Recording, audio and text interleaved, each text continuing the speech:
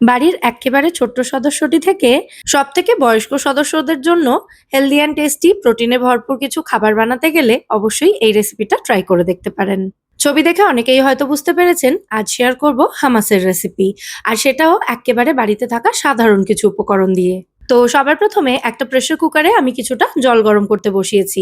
জলটা গরম হয়ে গেলে এর মধ্যে হাফ কাপ পরিমাণে কাবুলি ছোলা, যেটা আমি আগের দিন রাতে ভিজিয়ে রেখেছিলাম, সেটা ভালো করে ধুয়ে এর মধ্যে দিয়ে দিয়েছি।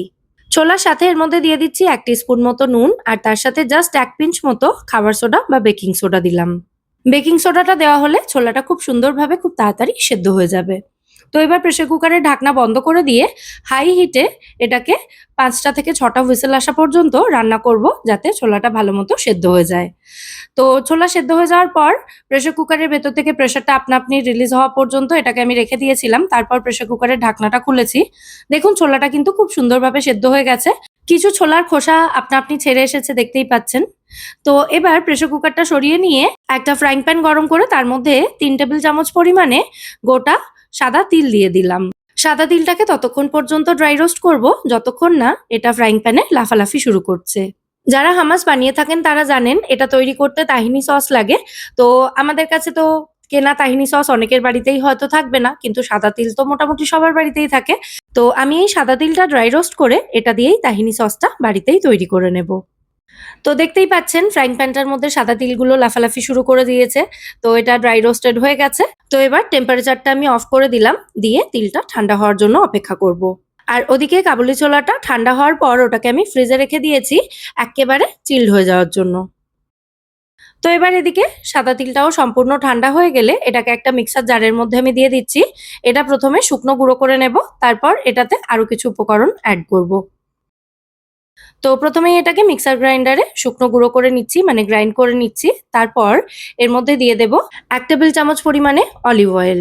প্রথমে 1 টেবিল চামচ দিলাম, পরে প্রয়োজন হলে আরো একটু দেওয়া যাবে। তো সাথেই দিয়ে দিচ্ছি এর মধ্যে জাস্ট 1 পিঞ্চ মতো নুন, আর তারপর আবারও এটাকে একসঙ্গে ব্লেন্ড করে নিচ্ছি। ব্লেন্ড করার পরে এই সসটা অনেকটা লিকুইড টাইপের হয়ে যাবে। তো সেটা যেহেতু হয়নি, তাই এর মধ্যে আরো 1 টেবিল চামচ মতো অলিভ অয়েল দিয়ে এটাকে আমি আবারও ব্লেন্ড করে নিলাম। আর এবার দেখুন, দেখেই বোঝা যাচ্ছে এটা কিন্তু অনেকটা লিকুইড ফর্মে চলে এসেছে। মানে আমাদের হোমমেড তাহিনি পেস্ট কিন্তু এখানে একেবারে রেডি হয়ে গেছে। দেখুন এটার টেক্সচারটা কিন্তু ঠিক এরকম লিকুইড এবং স্মুথ হতে হবে। তো এরপর সেদ্ধ করে রাখা ছোলাটা খোসা ছাড়িয়ে মিক্সার জারে দিয়ে দিচ্ছি। সমস্ত ছোলার খোসা ছাড়ানো সত্যি কথা বলতে আমার ধৈর্য ছিল না, সেই জন্য অর্ধেকটা মতো আমি খোসা ছাড়িয়ে দিয়েছি, আর বাকি অর্ধেকটা খোসা সমেতই অ্যাড করে দিয়েছি। আর ছোলা সেদ্ধ করা জলটা কিন্তু ফেলিনি, এই জলটা দিয়েই আমি ছোলাটা ব্লেন্ড করব। আপনারা এই জলটা না দিয়ে ফ্রিজের বরফ ঠান্ডা জল দিয়ে এই ছোলাটা ব্লেন্ড করতে পারেন। যাই হোক, এবার এর মধ্যে দিয়ে দিলাম অর্ধেকটা পাতিলেবুর রস। একটা বড় পাতিলেবুর অর্ধেকটা ব্যবহার করেছি আমি। 2 টেবিল চামচ মতো টক দই অ্যাড করলাম, আর তার সাথে দিয়ে দিচ্ছি স্বাদ অনুযায়ী থেতো করা গোলমরিচ। ছোলা সেদ্ধ করার সময় নুন দেওয়া ছিল, তাহিনি পেস্টটাতে নুন রয়েছে, সেই জন্য এটাতে কিন্তু আর আমি আলাদা করে নুন অ্যাড করিনি। আপনারা টেস্ট করে দেখে নেবেন, যদি মনে হয় নুন লাগবে তাহলে আরেকটু নুন অ্যাড করতে পারেন।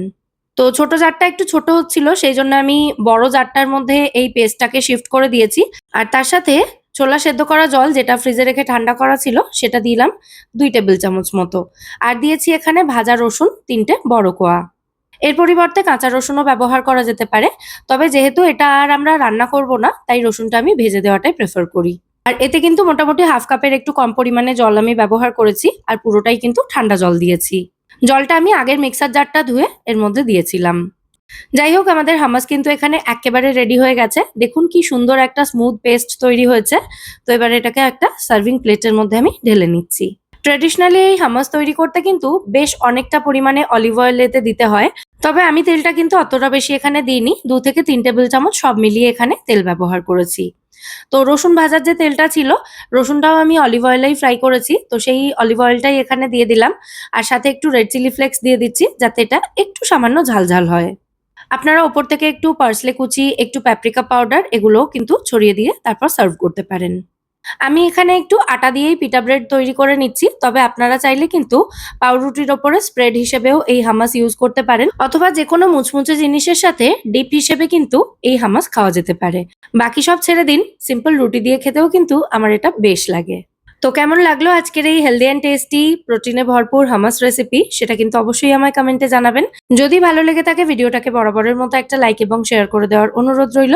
সাথে আমার চ্যানেলটাও সাবস্ক্রাইব করে নিতে পারেন যদি এখনো না করে থাকেন, অথবা আপনি যদি আমার চ্যানেলে নতুন দর্শক বন্ধু হয়ে থাকেন। আজ তাহলে এ পর্যন্তই, আবার দেখা হবে পরের পর্বে। সবাই সুস্থ থাকবেন, ভালো থাকবেন এবং সবাইকে খুব ভালো রাখবেন। নমস্কার।